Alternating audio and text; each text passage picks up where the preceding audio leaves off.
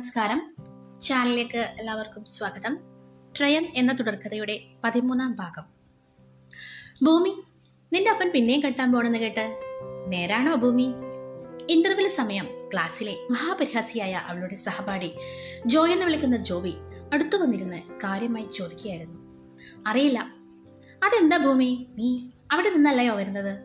പിന്നെ ഈ വിവരം സ്കൂളിലെ സകല കുട്ടികൾ അറിഞ്ഞു. എന്നിട്ട് നിന്റെ അപ്പന്റെ കല്യാണം നീ മാത്രം എന്തേ അറിയാതെ പോയത്? ഇവനൊന്നും വേറെ പണിയില്ലേ? അവന്റെ മുഖത്ത് നോക്കി ദേഷ്യത്തോടെ അവൾ വിചാരിച്ചു. എന്താ ഭൂമി മിണ്ടാത്തെ? ദേ ജോ, നിന്നോട് 1000 തവണ പറഞ്ഞിട്ടുണ്ട് എന്നെ ഭൂമി എന്ന് വിളിക്കരുതെന്ന്. എന്തിനാണ് ഇങ്ങനെ കളിയാക്കുന്നത് നീ? നിനക്കാ പേര് ചേരുന്നുണ്ട്. അതും പറഞ്ഞ് ജോ പൊട്ടിച്ചു. അവനെ ആ പരിഹാസിച്ചിരി അവളെ വേദനിപ്പിച്ചു. കണ്ണടച്ചവൾ പുസ്തകത്തിലേക്ക് തലചായ്ച്ചു വെച്ചു. എന്താ ഇവിടെ ഒരു ബഹളം?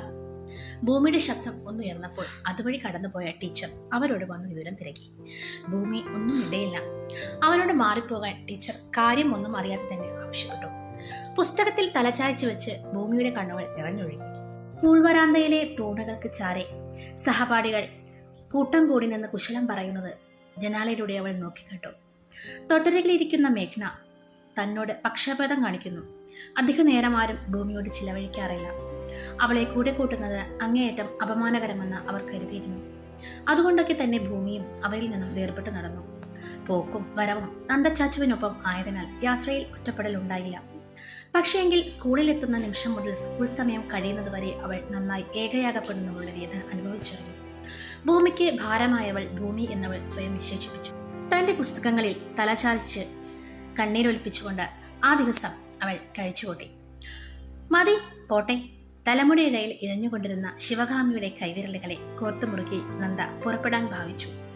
ശിവകാമിയുടെ മടിയിൽ കിടന്നുകൊണ്ട് പകൽക്കിനാവ് കാണുകയായിരുന്നു നന്ദയപ്പോൾ. അയാളുടെ കണ്ണുകളിൽ നിദ്ര ഒഴുകിയെത്തിയിരുന്നു. അവളുടെ മടിയിൽ ഒരുപാട് നേരം കിടന്നിറങ്ങുവാൻ അയാൾ ആഗ്രഹിച്ചു.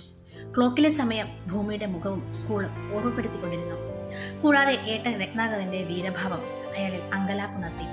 പിന്നീട് അധിക നേരം ശിവകാമിയുടെ മടിയിൽ തുടരാൻ അയാൾക്ക് കഴിഞ്ഞില്ല. അയാൾ എഴുന്നേറ്റു. ഭൂമിയെ കൊണ്ടുവരാൻ പോകണം, ഒരുപാട് സമയമായി. ശിവകാമിയുടെ മുഖം പെട്ടെന്ന് വാടി. അവൾ ആകെ മാറിപ്പോയി. മുൻപ് നന്ദ പ്രേമം പറഞ്ഞു ചെന്നപ്പോൾ ആട്ടിയ ശിവകാമിയല്ല ഇപ്പോൾ. എത്ര പെട്ടെന്നാണ് ഈ മാറ്റം അവളിൽ വികാസം പ്രാപിച്ചത്. ഇപ്പോൾ അവൾ അവളുടെ അരികിലേക്ക് വരുന്നവരെയെല്ലാം ആട്ടി അകറ്റുന്നു. ഇനി നന്ദയോടൊത്തുള്ള ജീവിതമാണ് അവൾ സ്വപ്നം കാണുന്നത്. നന്ദയ്ക്ക് പൂർണ്ണ പ്രേമമുണ്ട്. പക്ഷേ ഒരു ഉത്തരം അവൾക്ക് വ്യക്തമായി അയാൾക്ക് കൊടുക്കുവാൻ കഴിയുന്നില്ല. പ്രതിസന്ധി ഘട്ടത്തിലാണ് അയാളും. ഏട്ടൻ 3ാമതൊരു വിവാഹം കഴിക്കുവാൻ തയ്യാറെടുക്കുന്നു. അന്ധവിശ്വാസത്തിന്റെ കുത്തിരിഞ്ഞ ആചാരമുറകൾ അല്ലാതെന്ത്? ഉത്തരമില്ല. ചോദ്യങ്ങൾ വിലപ്പോകുകയുമില്ല. പക്ഷേ ഒരിക്കൽ തന്റെ നിശബ്ദത അഘോര ശബ്ദമായി പൊട്ടിപ്പുറപ്പെടും എന്നയാൾക്ക് ബോധ്യമുണ്ട്. പോട്ടെ. അപ്പോൾ ത്രയം എന്ന തുടർക്കഥയുടെ 13-ാം ഭാഗം ഇവിടെ അവസാനിച്ചു. എല്ലാവർക്കും ഈ കഥ ഇഷ്ടമായെങ്കിൽ ലൈക്ക് ചെയ്യുക, കമൻറ്റ് ചെയ്യുക, സബ്സ്ക്രൈബ് ചെയ്യുക. അടുത്ത വീഡിയോ ആയിട്ട് വരും വരെ എല്ലാവർക്കും ബൈ. Thank you.